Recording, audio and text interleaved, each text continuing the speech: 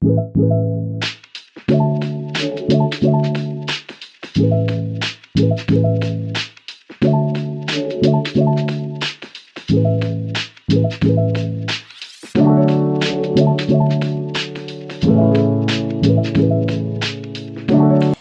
و وقتتان بخیر. امروز ما طرز تهیه کلوچه فومن در نظر گرفتیم. مواد لازم: آرد 3 گیلاس همراه با نیم گیلاس شیر ولرم، 2 عدد تخم مرغ، مسکه، 1 قاشق چایخوری هل، 1 قاشق چایخوری نمک همراه با 1 قاشق غذاخوری خمیر مایع داریم.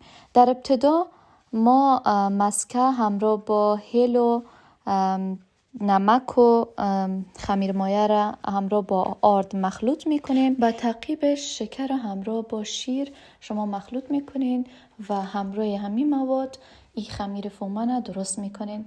دقت داشته باشین که خمیر فومن باید به مدت 15 دقیقه همراه با دستتان وزن داده شود.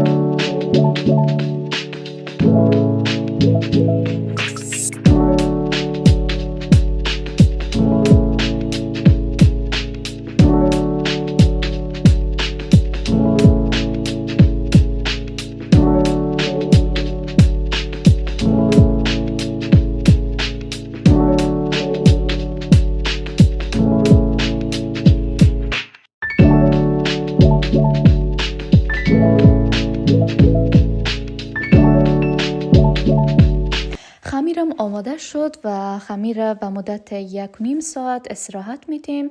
به تعقیبش ما میریم مواد داخلی کلوچه فومن آماده میکنیم که نیم گلاس آرد شما به حرارت خیلی کم میگذارین تا بوی خامیش گرفته شود و به تعقیب این شما نیاز دارین به مقدار کمی از چهارمغز همراه با خرما و کره همراه با شکر. این مواد را همراه با دستتان وزن میتین و بعد از این کلوچه هایتان میتونین آماده کنین.